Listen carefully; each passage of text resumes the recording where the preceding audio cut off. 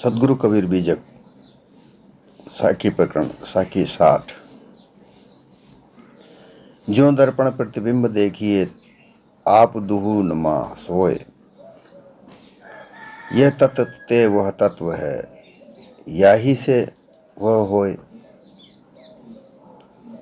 पिछली बार की साखी में जो कहा कि दर्पण केरी गुफा में सोना बैठा था,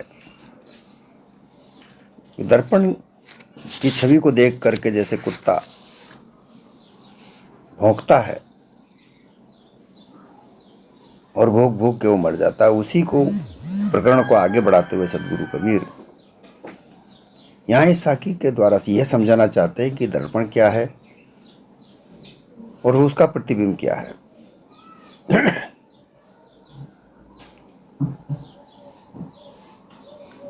आईना, दर्पण को कहते हैं आईना, जिसमें अपन अपना मुख देखते हैं, और शीशा जिसमें मुख का प्रतिबिंब दिखाई देता है, परछाई दिखती है।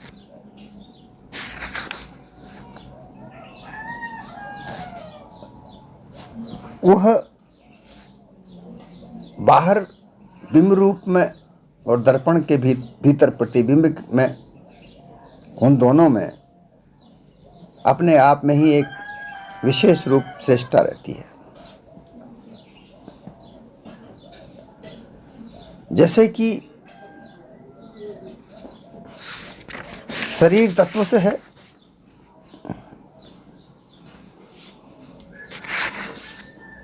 तत्वों से बना हुआ शरीर है, और उस शरीर की परछाई प्रतिबिंब उस शीशे में दिखता है, और शीशा तत्व है। इस बात को समझने की आवश्यकता है।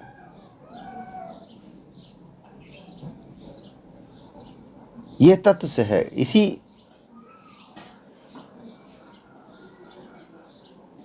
बाहर के शरीर से ही, मुख से ही यह तत्व है, दर्पण के भीतर का प्रतिबिंब दिखता है, और यही बाहर अगर मुख न हो तो भीतर कहाँ से दिखेगा।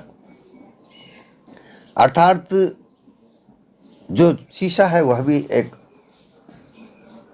जड़ तत्व है, पृथ्वी तत्व का बना हुआ है, और उसमें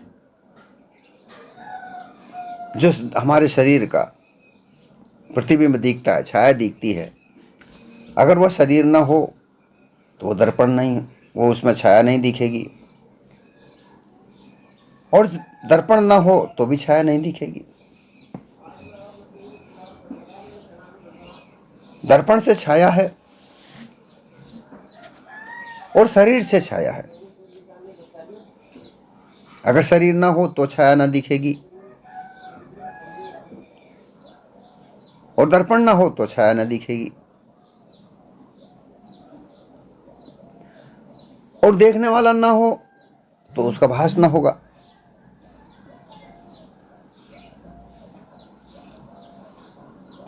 इसका आशय यह हुआ कि दृष्टा जीव अंतःकरण पंचक रूप में सूक्ष्म देह का एक दर्पण बनाया है। उसमें आप ही भ्रम कल्पना मानेंद्रिय अनुमान करके ब्रह्म, ईश्वर, आत्मा, परमात्मा इत्यादि प्रतिबिंब रूप मानेंद्रियों को बनाकर इनकी भावना में छाया देखने लगा है। अर्थात यहां दर्पण एक मन है, जिस तरीके से पिछली साखी में कहा कि मन दर्पण है, तेरा मन दर्पण कहलाए। साहिब कबीर का एक शब्द है, तेरा मन दर्पण कहलाए, भला बुरा सारे कर्मों को देखे और दिखाए।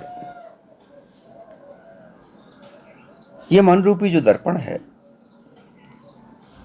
ये संसार के सभी दृश्यों को जीव तक पहुंचाता है। वो देखता है, और वो जिस तरीके की छवियों को देखता है, उस छवि के आधार पर ही वो अपने आप को मान लेता है। आत्मा, परमात्मा, ब्रह्म, ईश्वर, ये जितनी भी मान्यताएं हैं, ये अनुमान कल्पना है, ये मन ने ही घड़ी हैं, मन के द्वारा ही बनाई गई हैं, मन के द्वारा ही निर्माई गई हैं, और फिर मानता भी मन ही है।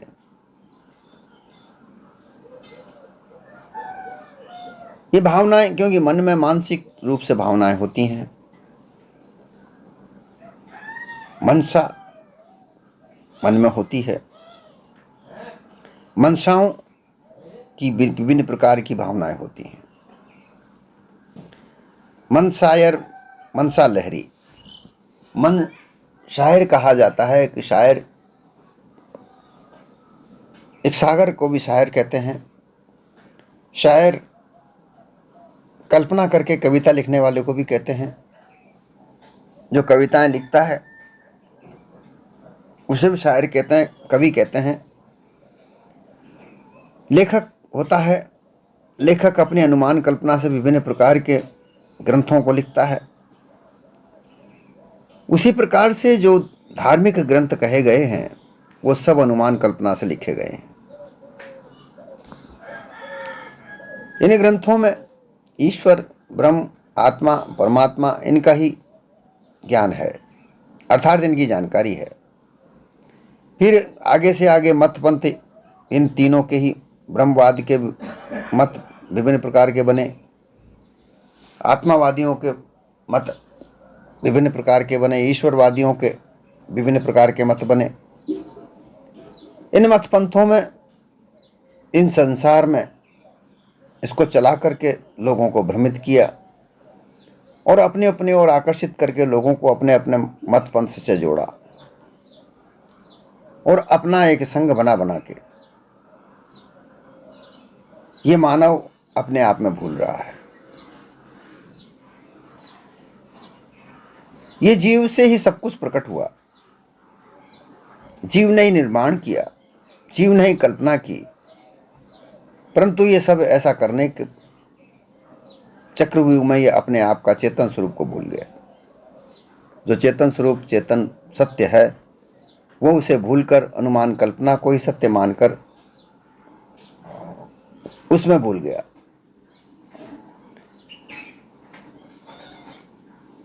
जैसा कि हम देखते हैं विभिन्न प्रकार के मतपंथ, विभिन्न प्रकार के धर्म, ये सब लोगों के निर्माण किए हुए हैं। जिन्होंने ये निर्माण किए उनको महापुरुष मानते हुए यहूदी धर्म, फिर फारसी धर्म, फिर ईसाई धर्म, फिर जैन धर्म, फिर बौद्ध धर्म, फिर हिंदू धर्म, फिर मुस्लिम धर्म, ये सब धर्म अपनी अपनी जगह पर, अपने अपने स्थानों पर अपने अपने लोगों ने बनाए और उनको बनाने वालों को वो आज भी पूजते हैं, उनका आदर सत्कार करते हैं, उनके नाम की दुहाइयाँ देते हैं। परंतु आज जो धर्म को लेकर, धर्म के इशारे को लेकर जो राजनीति की जाती है, ये अलग दौर है। आप अगर विचार करें, देखें, 100 साल, ज़्यादा नहीं बता रहा हूँ, 100 साल के करीब आप जा पीछे देखो तो व्यक्ति धर्म को अलग समझता था, राजनीति अलग समझता था। हमारे देश में राजनीति का जन्म देश को आज़ाद, जब अंग्रेज़ों का राज्य था उस समय देश को आज़ाद करने की जो मुहिम चलाई गई, आंदोलन चले, कई लोग उसमें मारे गए, गोलियों से उड़ाए गए। ये मुहिम देश को आज़ाद करने के लिए चली। तब सर्वधर्म के लोग यहाँ थे। उन सब लोगों ने एकजुट होकर इस देश को आज़ाद करने का प्रयास किया। वह प्रयास 1947 में जाकर सफल हुआ। वहाँ राजनीति नहीं थी, वहाँ केवल एक लक्ष्य था कि देश को आज़ाद करना है, और वहाँ सर्वधर्म एक जैसा हो गया था। मानवता एकजुट हो गई थी। अनमानवीय अमानवीयता के विरुद्ध में थी। परंतु आज 70-80 साल के बाद फिर से हमारे ही लोग यहाँ जो अपने आप को देश धर्म का नारा देते हैं, उन लोगों ने इस राजनीति को धर्म से जोड़कर राजनीति करना चालू कर दिया है। उस राजनीति को धर्म के आधार का एक ऐसा षड्यंत्र बनाया गया है कि उसमें मानवता मानो कहीं नहीं रही है। केवल राजनीति धर्म मानकर लोगों को ऊपर थोपा जाता है, थोप रहे हैं। ऐसी राजनीति चलाकर लोगों को गुमराह किया जा रहा है।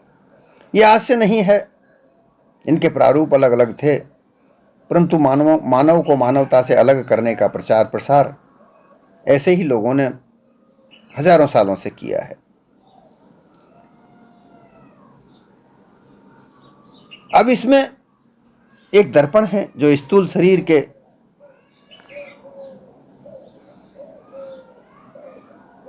शरीर की छाया को दिखाता है हमारे।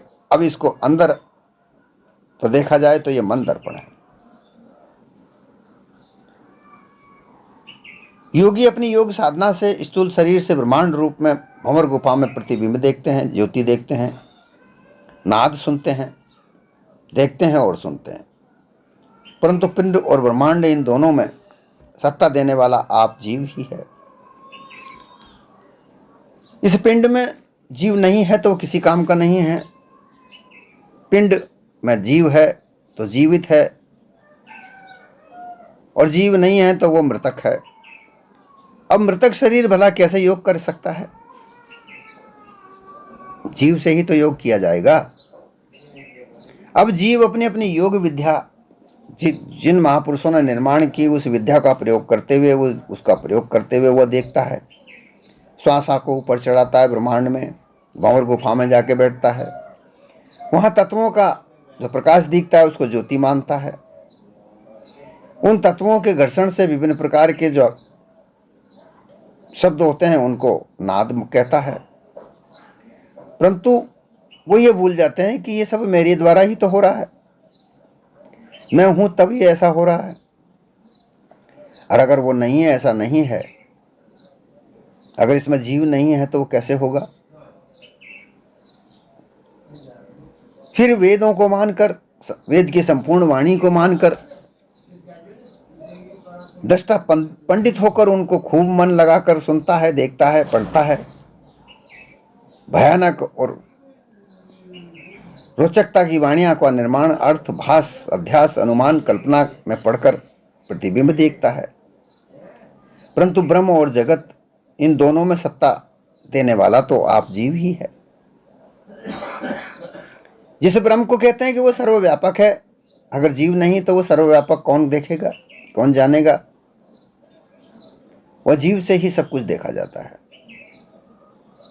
जीव नहीं है तो कुछ नहीं है। वेद, पुराण, उपनिषद, ये सब ग्रंथ लिखने वाले यह जीव है। उनकी अनुमान कल्पना से वो ग्रंथ लिखे गए, और फिर उन ग्रंथों को लिखने वाले हजारों साल पहले इस संसार से चले गए। वो ग्रंथ आगे चले, गुरु शिष्य प्रणाली के द्वारा वो आगे गए। 1600 से 1700 के बीच में, 1600 ईस्वी से 1700 ईस्वी के बीच में ये मूर्त रूप लिए, क्योंकि 1600-1700 के पहले ये ग्रंथ लिखित रूप में नहीं थे। ये सब मुख जबानी थे, जिनको श्रुतियां कहते थे। सुन सुनकर आगे गुरु शिष्य प्रणाली से आगे बढ़ते थे। लिखने पढ़ने का कोई साधन नहीं था। लोग झूठ भी बोलते हैं, हजारों सालों के हैं। हजारों सालों के कहाँ से? ईसा पूर्व 1500 में वेदों की रचना हुई। ईसा पूर्व 500 से 1000 ईसा पूर्व से 500 ईसा पूर्व के बीच में उपनिषद लिखे गए। बहुत बाद में गीता, रामायण, महाभारत लिखे गए। ये सब लिखित रूप में कब आए? 1600-1700 के बीच में। इसके पहले लिखित ग्रंथ नहीं थे, मुख जबानी कहानियां थीं। उन कहानियों में कुछ अपने तरफ से मिलाकर, कुछ काट छांट करके किताबें लिख दी। उन किताबों को अब कहा जा रहा है कि ये हजारों साल पुराने हैं। ये सब मिथ्या। इस मिथ्यावाद में इस जीव को भरमाकर, घुमाकर, फंसाकर और फिर राजनीति करके केवल एक वर्ग ये अपना उल्लू सीधा करता है। अगर ये ऐसा नहीं करता है तो इसकी पंडितगिरी नहीं चलेगी, इसे ऐसा करना ही है।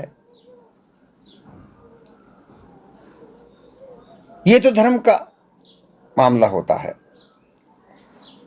कि धर्म को लेकर लोग योग करते हैं, ब्रह्म ज्ञान सीखते हैं, ईश्वरवाद को आगे बढ़ाते हैं। परंतु इन सबसे अलग हटकर सांसारिक जीवन भी होता है। इस सांसारिक जीवन को अगर आप देखें तो इसमें मानवता नजर आती है।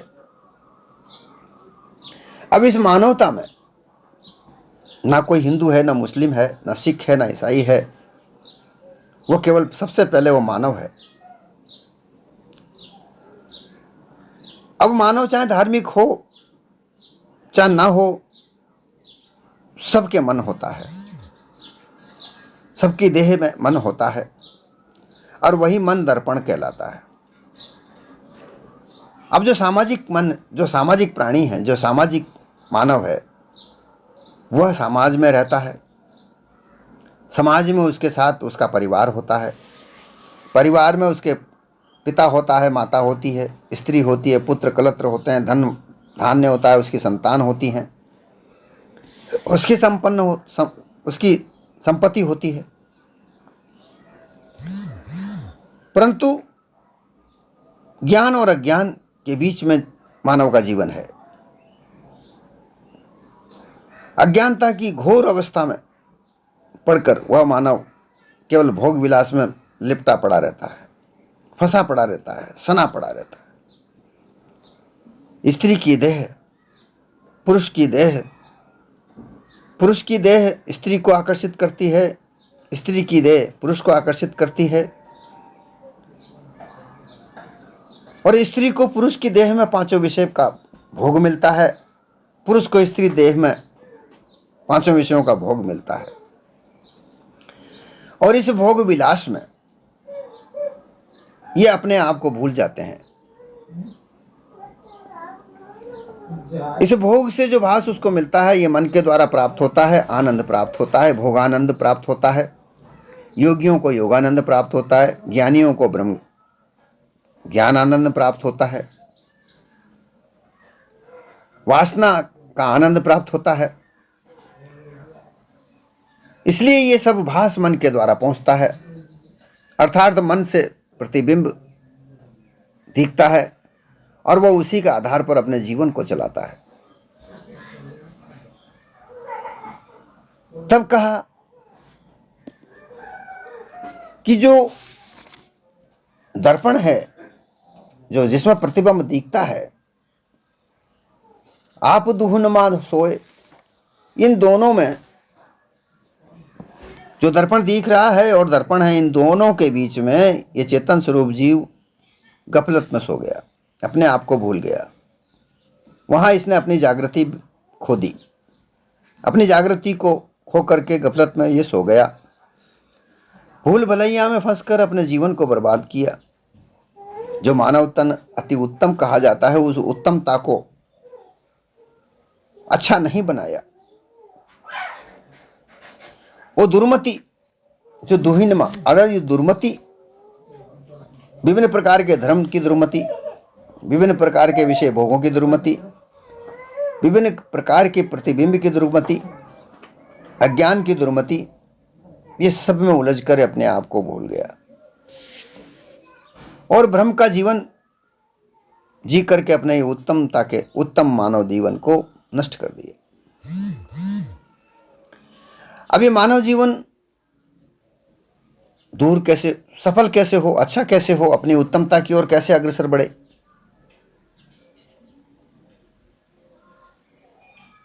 तो जो मन के ऊपर अज्ञानता के कारण जो वातावरण छाया होता है, जो आवरण छाया होता है, इसको साफ करने की आवश्यकता है। पिछली साखी में भी यही कहा, इसको साफ करना है।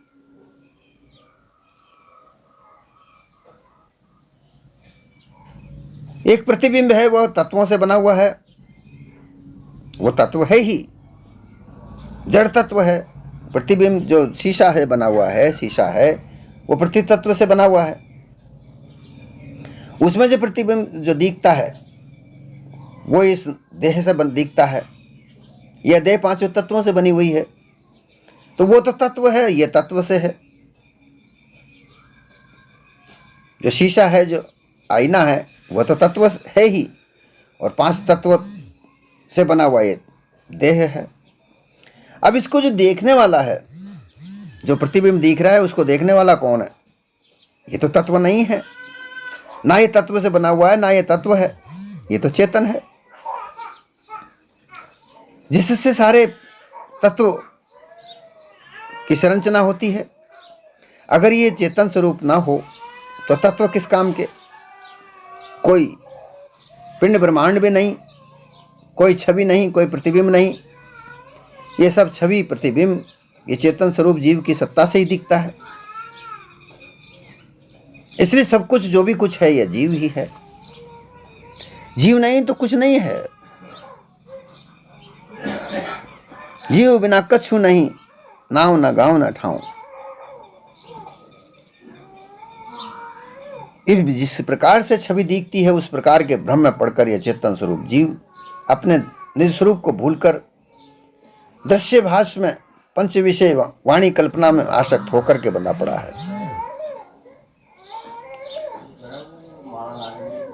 इसको निकालने के लिए, यहां से अलग हटने के लिए पारकी संतों का संग करना आवश्यक है।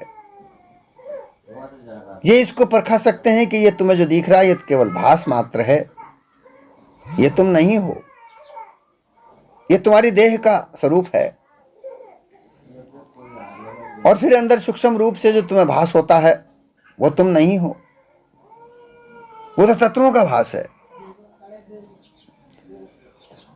उन तत्वों के भास से तुम न्यारे हो, इसका परित्याग करो। और उसके परित्याग के बाद जब कुछ जो रहता है, वो तुम, वही तुम्हारा निज रूप है, वही तुम्हारा निज स्वरूप है। उसे जाने बगैर तुम अपने आप को नहीं पहचान सकते। पंच विषय, पांच विषय ये जड़ देह से बनते हैं। शब्द आकाश तत्व से बनता है। कान इसकी इंद्री है, मुंह इसकी इंद्री है।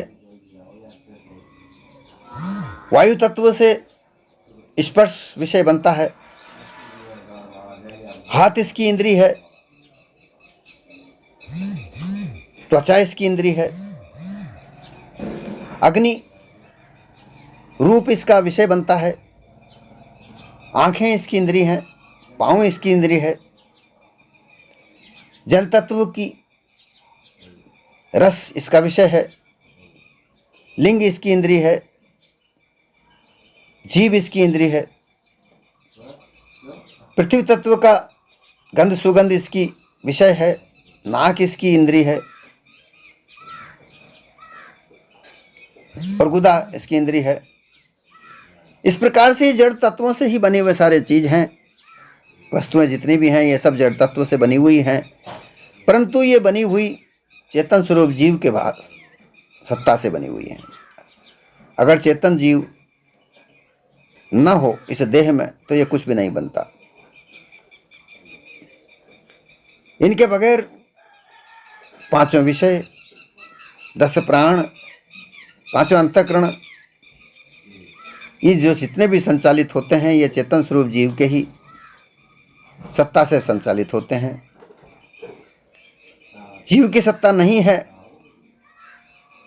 जीव बिना मुर्दा सकल, जीव बिना सब भ्रम। अगर इस देह में जीव नहीं है तो जीव, यह देह मुर्दा कहलाती है। और जब तक ये जीव इसमें है तब तक ये जीव, ये देह जिंदा कहलाती है। जिंदा और मृतक इस जीव के आधार पर ही है।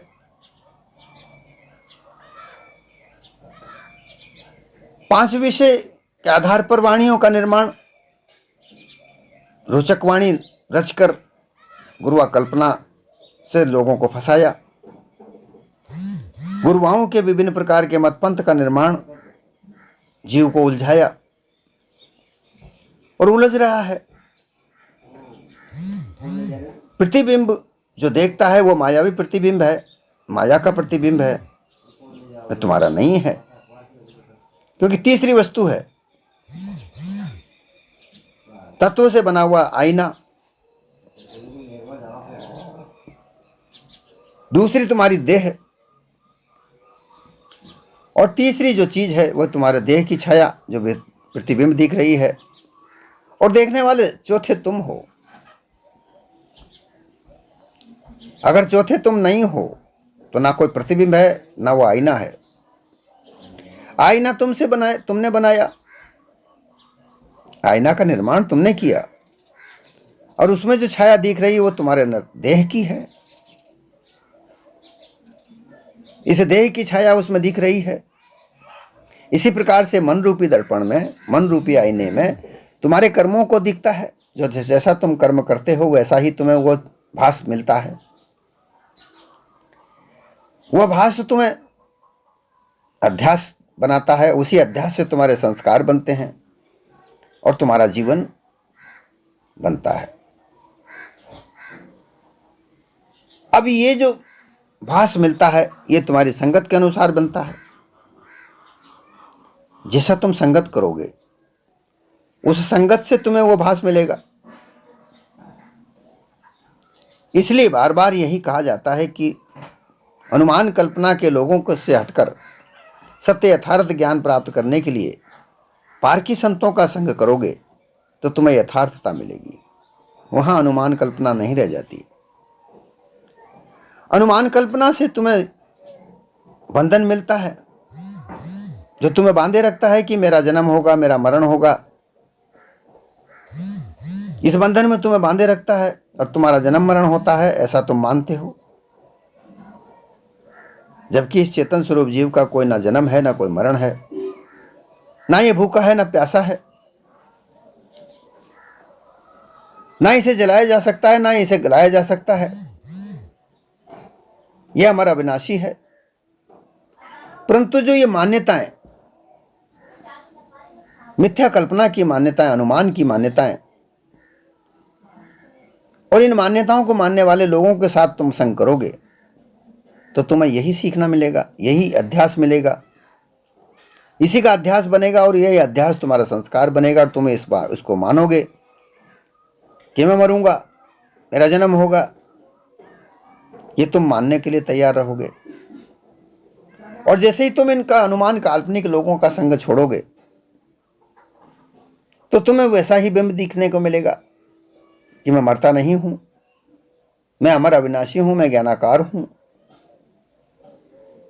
ऐसा तुम्हें अध्यास मिलेगा और उस अध्यास का संस्कार तुम्हें बनेगा। इसलिए यही निश्चित है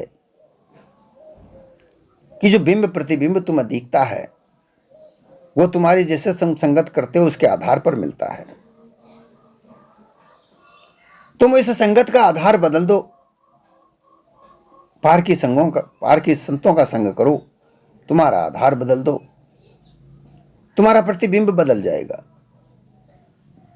और जब तक तुम्हारा प्रतिबिंब नहीं बदलेगा, पारक बोध नहीं मिलेगा, और पारक बोध नहीं मिलेगा तो तुम अपने चेतन दृष्टा को भूलकर अनुमान कल्पना में बंधे पड़े रहोगे। वही अध्यास, वही संस्कार तुम्हें मिलते रहेंगे जो हजारों साल से इन्होंने तुम्हें बता रखा है, और उसमें बंधे पड़े होने की वजह से तुम अपने आप को जन्म मरण के इस झूठे ढकोसले में बंधे पड़े रहोगे।